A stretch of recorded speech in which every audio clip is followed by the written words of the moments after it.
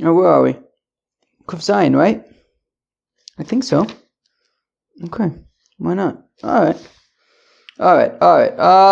Well, okay, let's go. Let's do this. How you doing there? Welcome back to Babylon Talmud. Today we're studying Daf Kuf Zayin, Daf 107 of Masechta BavaMetzia, friends.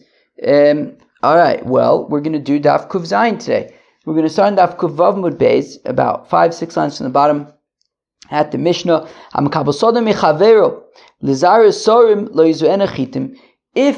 Ruvain, is, whoa, am I making noise? I got my noise cancelling headphones, so I can't tell. Okay, so if Ruvain, I think this is talking about Chachirus, if he, leases a field from Shimon, Lizara Sorim, to plant barley. Lo yizu enachitim, so he cannot plant wheat. Okay, if the deal is, Shimon leased his field to Reuven for barley, he cannot plant wheat because wheat takes more of a toll on the ground. It weakens the ground somehow. Chitim yizu enasorim, but if the deal was for wheat, he can plant barley because barley is sort of it's easier on the land. I don't know, it doesn't damage the land or something. I'm not a farmer. I'm not familiar with what exactly that means. Rabbi Shimon ben Gamliel says oser. I don't care if it's wheat to barley to wheat. You do what you committed to do. Oh, I forgot to flip over my phone. What do I do? Let me do. This is gonna drive me nuts. 1 second. Okay, where am I? Tvua lo yizu kidnis. If the deal was for produce, for grain, he shouldn't plant beans because beans take more of a toll on the land. Kidnis is tvua, but if the plan was for beans, he can plant grain because grain takes less of a toll on the land. Rabbi Shimon ben Gamliel oser. Rabbi Shimon ben Gamliel says oser. You got to do what you committed to doing. It says the Gemara, Amar of Chizde, it says of Chizde, my time to Rabbi Shimon ben Gamliel. How come Rabbi Shimon ben Gamliel says that, if you committed to wheat, you cannot plant barley, even though barley is easier on the land? Dirsiv, as the pasuk, because the pasuk says, Sheris Yisrael lo yaisu avlo, that the remnants of Israel will not do crookedness, velo yidabu chozov, they will not lie, velo yimotzu b'fiyam l'shon taimis, they will not be tricky. Therefore, if a fellow says wheat, he does wheat, not barley. Meisvei, we have a kasha.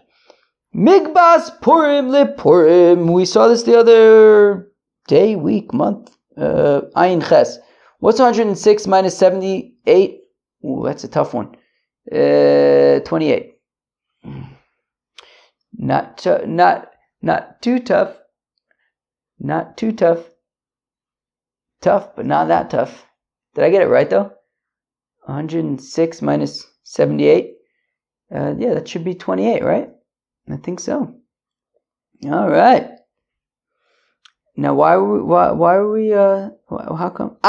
Because that's where we saw this. All right. Migbas Purim le Purim. So whatever money they collect for Purim, for Matanos Levyonim, is spent on Purim. They don't start saying, right, we don't say, come on, how much do they need to eat already? Do they really need to spend all this just on Purim? We could save it and spend it on other tzedakah projects. Say, no, it's for Purim. If the money was donated for Purim, it's spent on Purim.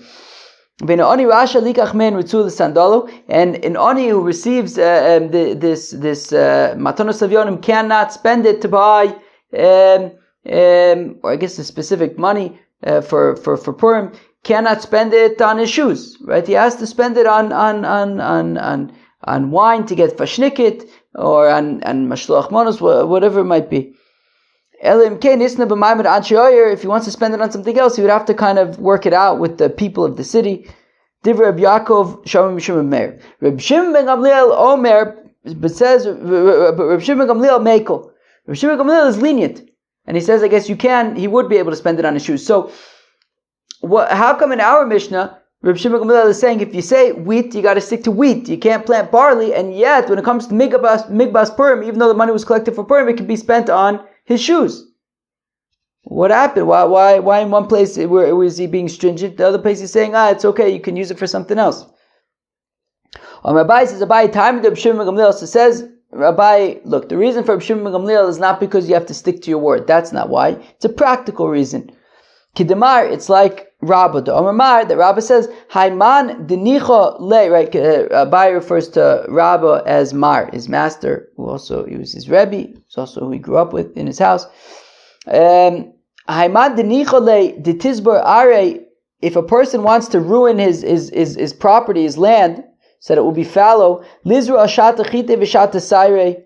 So plant it 1 year wheat and then the next year barley. Shata shasi v'shasa erev. 1 year, plant it north south. The other year plant it east west. By keep on switching it up this way, you're going to ruin your field.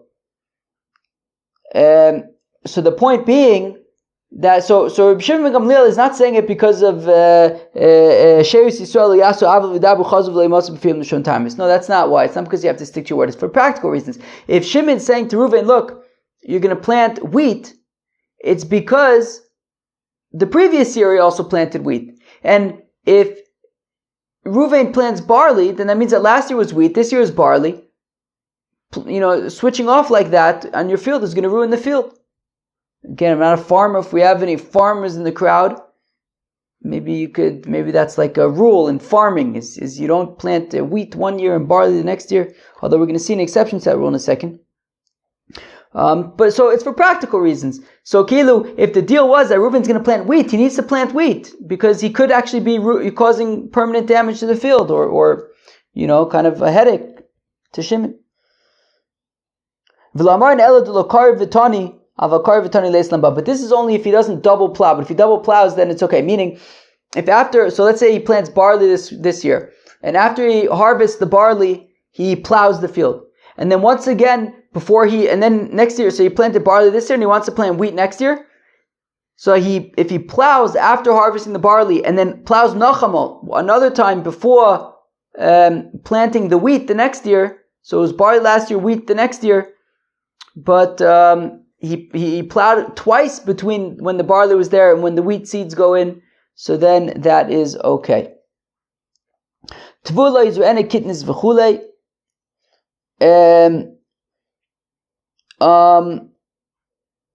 What?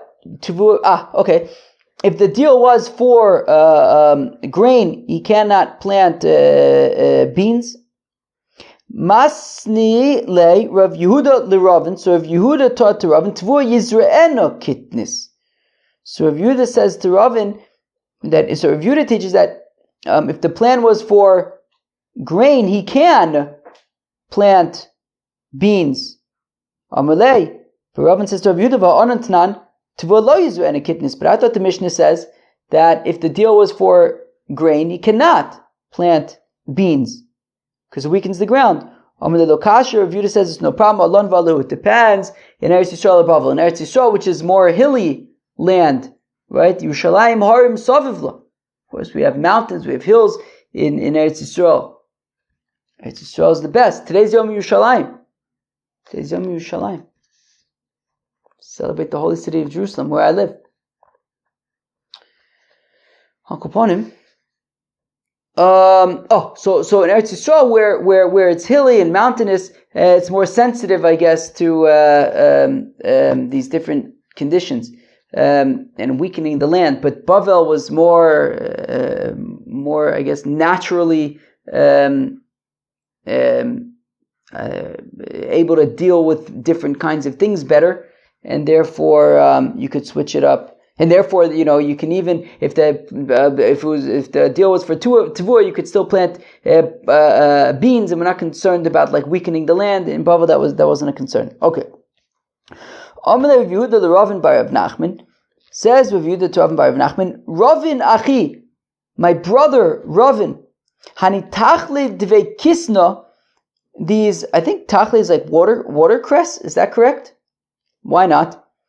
This cress that is in the flax patch. Okay, so you're growing flax, but there's like some, I think, watercress in there or something, and so it kind of ruins the flax. So therefore, ein boen mishum gezel. So there's no problem of going into that flax patch and taking the cress, because the balabayis won't mind. You're helping him. The cress is not good for the flax. So by taking the cress, it's not. There's no issue of theft there. Omdis al gvulin yesh boen mishum gezel. But if the cress is on the edges of the flax patch, well then do not take them, because they aren't actually harming the flax, and therefore you are not benefiting the owner of the field, and you're stealing. V'im hukshu lezera, and even in the middle of the patch, if they were normally you would be able to take them, but if they're already hardened and they already fully developed, whatever, well then the damage has afilu devei kitana, even in the middle of the field, nami yesh boim mishum gezel, there's theft. You have to be concerned about theft. My time and my da'afsid, because at that point you're not going to help anything by taking them. The damage has already been done if they're already fully matured. But if they're not, so then they haven't yet done the damage, and you can take them, and that's fine. Amar Rav Yehuda l'Ravin by Rav Nachman, and once again says Rav Yehuda to Ravin by Rav Nachman, Ravin achi, my brother Ravin. Hanidili diloch v'diloch dili. Okay, apparently they had two properties right next to each other, and some of the trees from Rav Yehuda's property, its roots went into Ravin's property, and also vice versa. Some of Ravin's trees, the roots were in Rav Yehuda's property. So Rav Yehuda was saying, look, some of my trees are yours, some of your trees are mine. Again, Rav Yehuda l'Ravin by Rav Nachman, Ravin achi hane dili dilach, some of my trees are taka yours, v'dilach dili, and taka, some of your trees are mine. Nohog b'nei Metzra, Nohog b'nei Metzra, and it's the minig, I think that's how to read it, it's the minig of the people that share a border, a fence, right, meaning neighbors. Ilananote lechan, that any tree who's, right, so if Shimon's tree's roots are in Ruvain's field, so then the tree is considered Ruvain's, and any fruits go to Ruvain. And if Ruvain's tree's roots go into Shimon's property, so then the fruits belong to Shimon. The itma that it was stated, Ilon ha'omer ala meitzer, a tree that is on the fence. Amar Rav says, Rav anote lechan, that if the roots go into the next field, so then it belongs to the next field. And if the next field fruits go into this field, then it belongs to this field. Ushmuel amar cholkin, but Shmuel says no, that in that case, even if all the if Ruvain's roots of his trees go into Shimon's, it seems like it's entirely right, like all of the roots are in Shimon's property. So Shmuel says in that case they would split it, not that it would all go to Shimon. Meisvei, we have a kasha on, I think, Rav. Ilona omer ala meitzer, if you have a tree that is on the border, yachloku, they divide it, tufta de Rav. So that's a kasha on Rav, because Rav says that it would belong to the person, whoever the roots are in his field. So Tirgum Shmuel aliba de Rav. So Shmuel explains for Rav, b'memali kol ameitzer kulo, that this is talking about, where they split it, it's talking about where the roots are on both of their fields. It's not right, meaning when we're saying that if Shimon's tree's roots go into Reuven's property, the fruits go to Reuven, that's if all of the roots go into Reuven's property. But if they're split, if some of the roots go in, some of the roots don't, so then they split the fruits. Well, if that's the case, what's the chiddush? I mean, if the roots are divided between the two fields, so they split the fruits between the two fields. Well, the chiddush is that all of the fruits are on one side. So meaning the roots are split between the two fields, but all of the fruits, let's say, are in Ruvain's field. So, still, what's the chiddush? Meaning the fact of the matter is, if the roots are split between the two fields, so they split the fruits. I don't care that the fruits are all, overhanging Ruvain's field. The roots are where it's connected to the ground, and if it's split, so we split the fruits, which is the product of the tree and the ground. So Madatem may have thought to say to Amar plog hachi. Well, I may have thought to say that Reuven can make the argument that, well, all of the fruits are on my side, so let's split it, based on the fence, and I get all the fruits. But no, we're saying that Shimon could say, well, who says that we should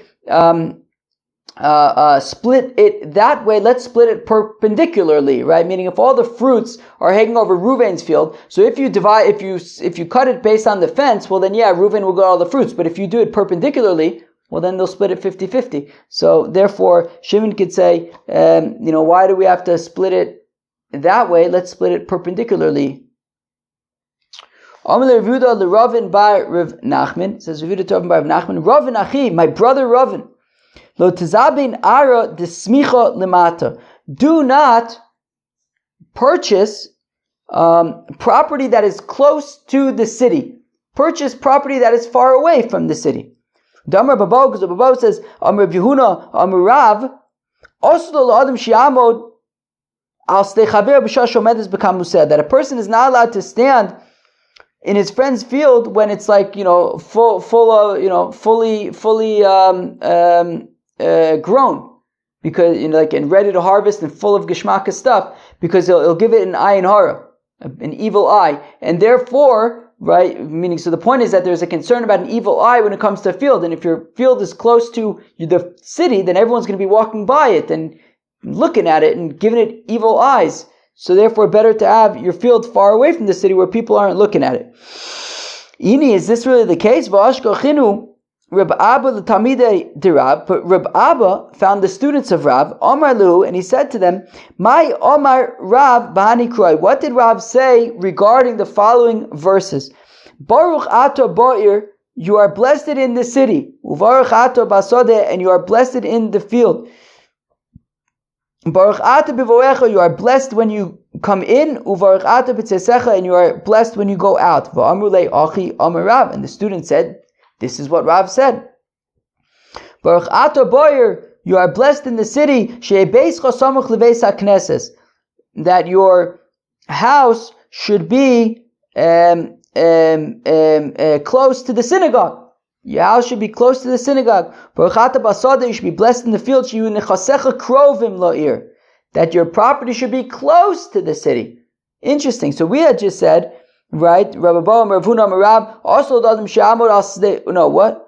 Well, basically that was the point, that to say that lo tezab ari desmicha lemata, that you shouldn't have property that's close to the city, and Rav had explained because of an ayin hara, but yet Rav is saying that you should have property that is close to the city. Baruch ata b'vayecha, you are blessed when you come in. Shlo timtza ishtcha sofek nida b'shas bi'aschum and aderech, that when you come back from the road, you should not find that your wife is in a state of safek nida and you can't have bia. Blessed are you when you go out, that your offspring should be like you. Kind of like that story in Tainus with Elon Bama Verechacha. V'amar lehu Reb Yochanan, and Reb Yochanan explained these verses differently.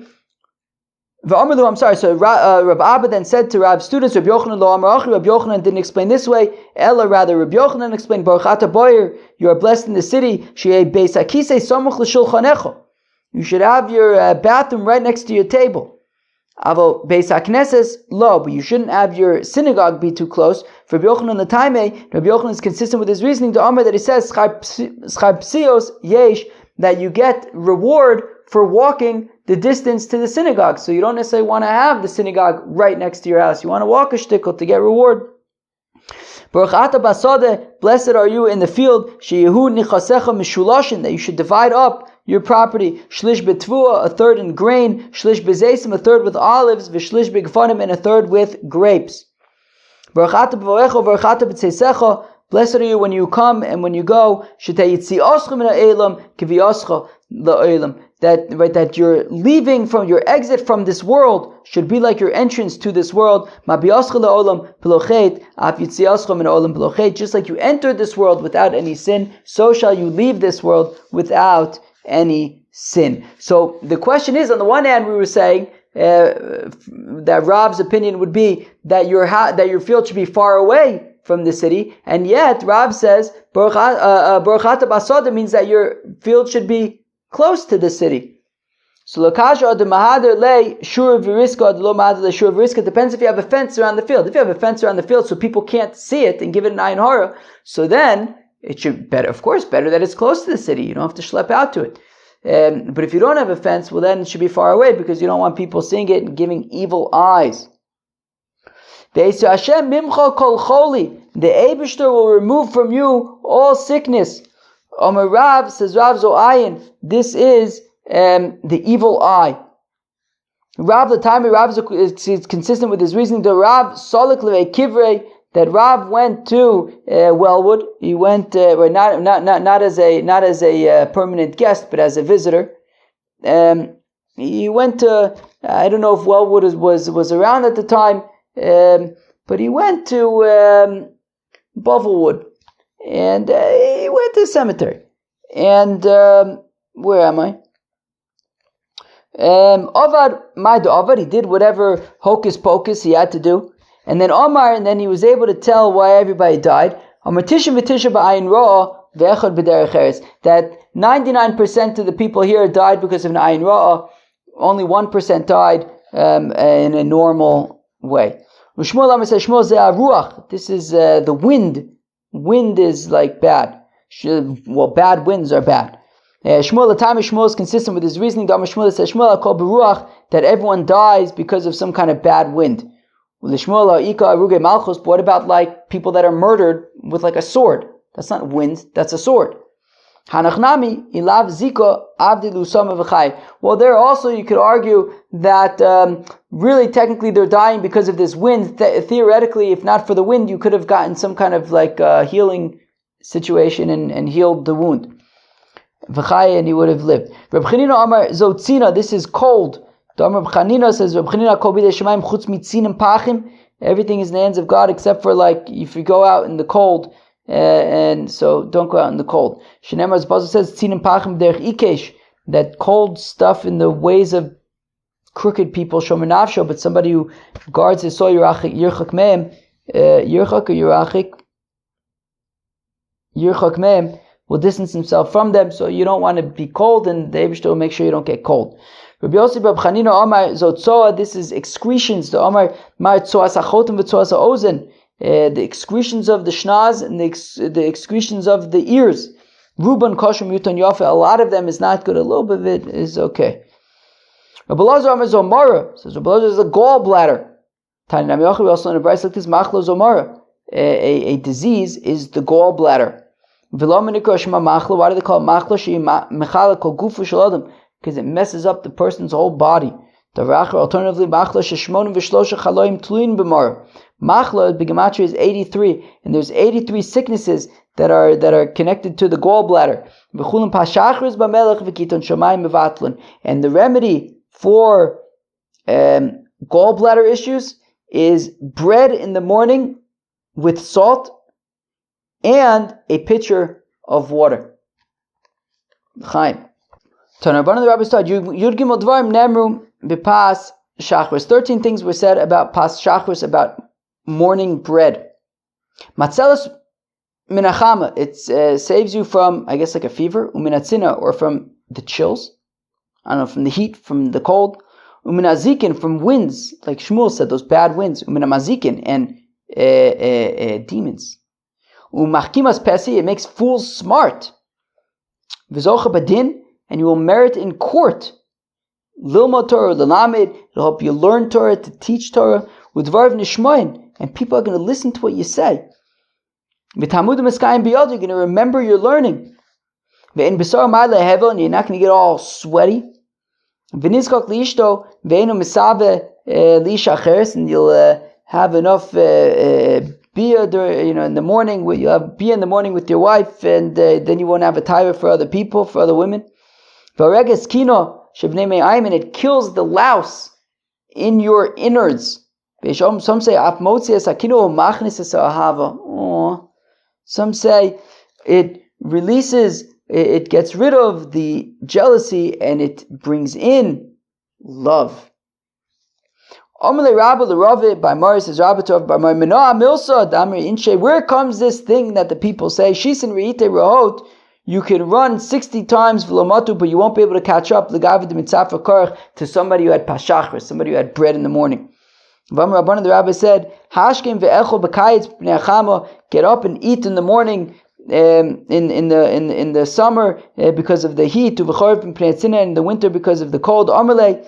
And Rav Bar Mari says, the pasuk says, Lo yiravu v'lo yitzmo, that they will not be hungry and they will not be thirsty, v'lo yakim sharab, and they will not vashemesh, they will not be have like drought and sun. Lo yakim sharab vashemesh, kevin lo yiravu v'lo yitzmo, that they won't get all heat wavedy and sundeed because they had pashachris in the morning and a pitcher of wine. A pitcher of water. But Rashi Taka actually said by the Kiton Shomayim, it's a little bit further up, about maybe 15, 20 lines into the thin lines of Rashi. Now I lost the place. But Kiton Shomayim, lemisha ein lo yain, for somebody who doesn't have wine. So only if you don't have wine, then drink water, but I guess wine would be better. Amalei Atar Ma'atli Me'osim, Rabbi says, okay, you told me from that pasuk, Vano Aminan Lach Me'ocha, I'll tell you from the following pasuk, Vavadtem es Hashem Lekechem, Uverach es Lachem Chaves Me'mecha. You will serve the Eibishter your God, and He will bless your bread and your water. That when it says you will serve the Eibishter your God, that is Kriyas Shema, the recitation of Shema and prayers, Tefillah. And He will bless your bread and your water. This is the bread and salt and the pitcher of water. Then I will remove disease from your midst. Says Rav Ada to Rav Ada, the appraiser. You would appraise property. All right. Do not take lightly your appraisals. If you're appraising the land and you're figuring out also, I think, is appraising the right word? Is appraising the right word? The surveyor. Yeah, that's the right word. I think it means somebody who measures property and stuff to figure out who owns what. So don't take lightly your role, because if you mess up by a little bit here or there, so you're depriving from somebody. You could use that space for planting saffron. Where am I? Says the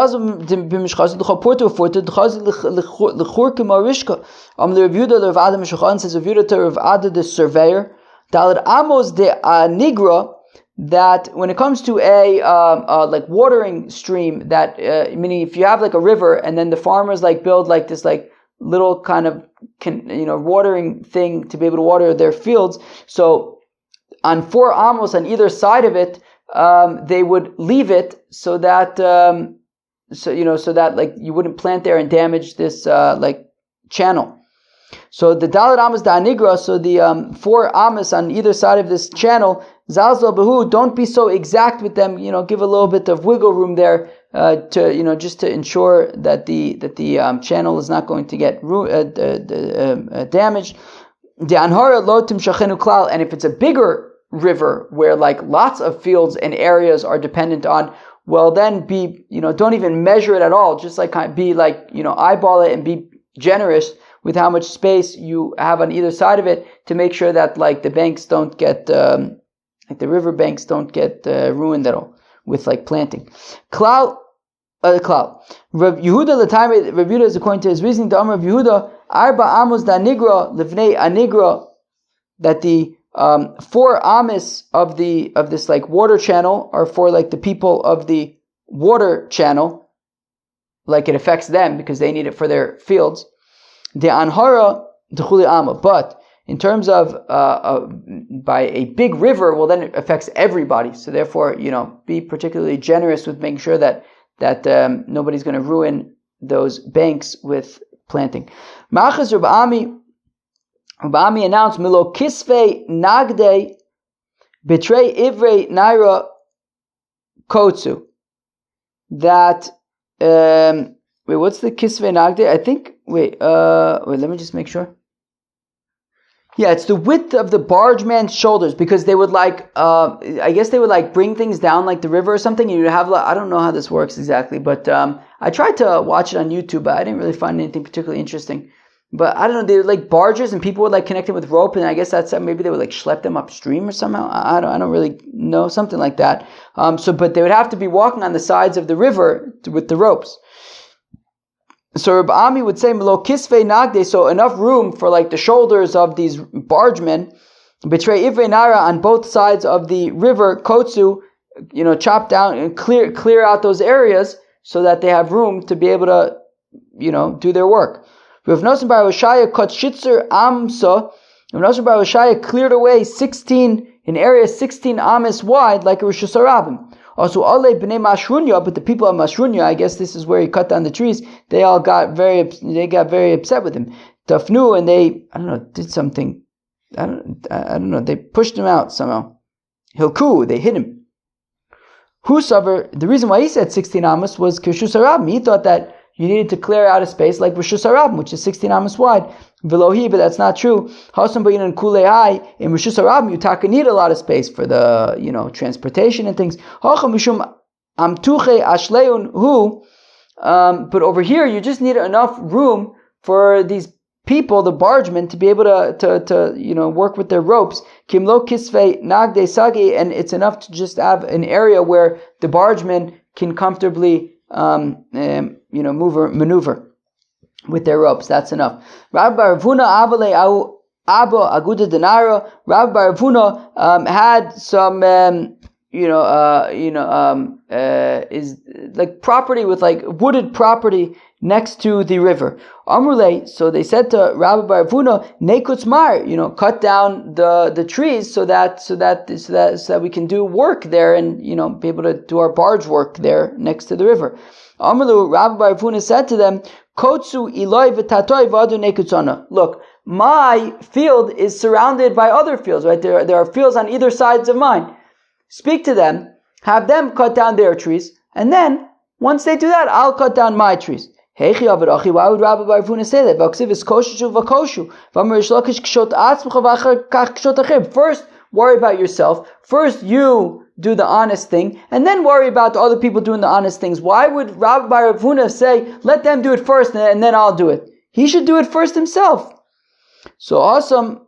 Where am I? So awesome. Abba Devei Parzak Rofila Hava. The thing is, what was unique about this scenario is who owned the property on either side of Rabbi Ravuna? Parzak, the governor, the Persian governor. He said, good luck getting him to clear out his field. V'amar Rabbi Ravuna said, look, ikaitzu kaitzana. Look, if they're going to clear out their fields, then of course I'd be happy to. But v'ilo kaitzu, but if they're not going to be willing to, and they're probably not going to be willing to, amai ikutz, why should I clear? It would be pointless for me to clear out mine if they're not going to clear out theirs. Dimamteche lehu ashlayu mistagi lehu. Because the way that the barge people work is that if there's room for them to do their work, then they'll go and do their work on that side of the river. But if there's no room, then they won't be able to do their work there. And they're not going to be able to do their work so long as the governor doesn't clear out his field. So therefore, the reason why I should have to clear out my field is so that the barge people could do their work. But they can't do their work because of the governor. So why should I cut down my trees?